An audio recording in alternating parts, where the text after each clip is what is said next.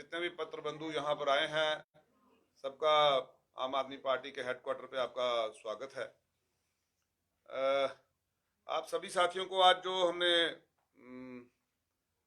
एक short notice पे बुलाया है, उसका एक खास वजह है कि कल के अखबार में बयान था हमारे भूतपूर्व मुख्यमंत्री गुलाम नबी आज़ाद साहब का कि जब वो मुख्यमंत्री थे, मैं पढ़ के सुनाता हूँ, as a J&K CM I sent a list of leaders having links with the militants to Prime Minister, Home Minister, but no action was taken. आज़ाद।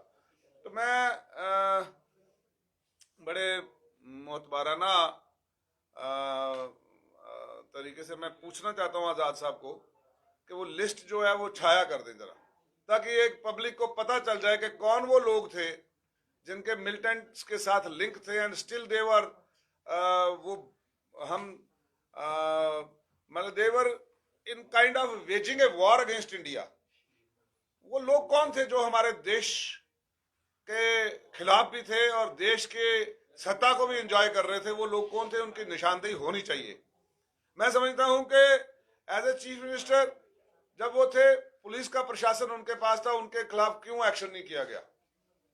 और दूसरी बड़ी बात, उस वक्त के होम मिनिस्टर शिवराज पाटिल जी और डॉक्टर मनमोहन सिंह जी की सरकार थी, और मैं समझता हूं कि उस वक्त के एक सवालिया निशान कांग्रेस के उस रजीम के ऊपर भी है, जिनकी शायद कोई बड़ी सॉफ्ट पॉलिसी थी टुवर्ड्स मिलिटेंट्स, या क्या वजूहत थी, ये मैं आज पूछना चाहूंगा। कांग्रेस पार्टी भी इस पे जवाब दे। और दूसरा मैं ये भी पूछना चाहूंगा, जो आज की सरकार है उन्होंने उस लिस्ट के ऊपर क्या किया है, वो भी जवाब दें इस लिस्ट के ऊपर के क्या वो भी सरकार बनाने के लिए पीडीपी के साथ समझौता करके वो भी सरकार बनाने के चक्कर में वो भी उस लिस्ट पे खामोश रहे, ये भी पूछना चाहेंगे। आज आजाद साहब ने एक ऐसा सवाल किया है जिससे उन्होंने दो पार्टियों को निशाने पे रखा है। एक, जिस पार्टी के वो सदस्य थे पहले, कांग्रेस कि उस वक्त के प्रधानमंत्री मनमोहन सिंह जी और शिवराज पाटिल जी ने क्या किया उस लिस्ट के ऊपर। दूसरा, जो आज मौजूदा सरकार है, मोदी सरकार और अमित शाह जी की होम मिनिस्ट्री ने आज तक उन चीजों पे क्या संज्ञान लिया है। हम चाहते हैं कि ऐसे लीडर्स की निशानदेही हो, ये देश जानना चाहता है। ये लोग अब हम जानना चाहते हैं वो कौन सी एक काली भेड़े जो अपने ही देश के खिलाफ खड़ी हैं। और जीरो टॉलरेंस के ऊपर, जब जीरो टॉलरेंस है, प्राइम मिनिस्टर से जीरो टॉलरेंस अगेंस्ट मिलिटेंसी, उस लफ्ज को दोहराते हैं होम मिनिस्टर साहब, zero tolerance against militancy.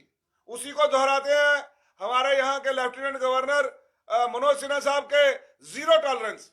And if it is a zero tolerance, then we want the list should be published in papers so that people are aware of who are the black sheeps in this political arena, those who are destroying the fabric of India, the union of India, those who are in hand and glove with those militants, those who are waging war against India.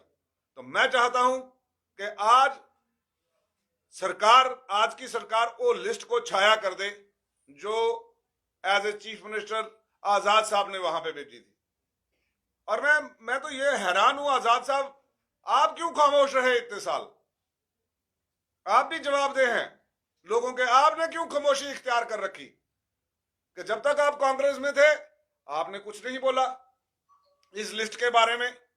आपने नहीं बताया कि मैंने list दी थी मनमोहन सिंह जी को और home minister Shivraj Patil ji को, और कांग्रेस ने एक्ट नहीं किया।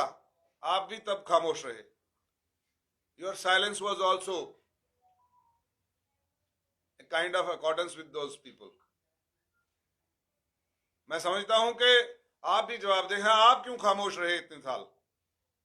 आप भी जवाब दें जनता को कि आप क्या कर रहे थे जब आपने कांग्रेस छोड़ी, तब आपने ये बयान दिया है। It is very unfortunate for the government जो उस वक्त थी जिसने कोई एक्शन नहीं किया। और मैं चाहूंगा कि आज की सरकार उन लोगों के नामों को छाया करे जो देश के खिलाफ खड़े। हमारा सिंपल और स्ट्रेट एक ही मांग है। आजाद साहब, आपको तो मालूम है लिस्ट कौन है, आप ही बताएं।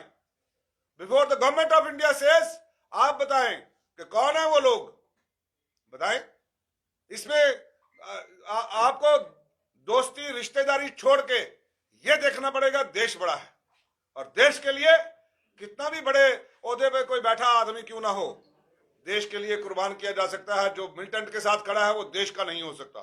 तो मैं चाहता हूं कि आज आजाद साहब आप भी लिस्ट छाया करें, और भारतीय जनता पार्टी भी वो लिस्ट छाया करे। होम मिनिस्टर साहब से अपील करेंगे कि वो लिस्ट छाया करें, ताकि पता चले लोगों को कि कौन वो लोग थे जो मिलिटेंटों के साथ भी खड़े थे और हिंदुस्तान की सरकार में बैठे पावरफुल पोजिशंस भी एंजॉय कर रहे थे।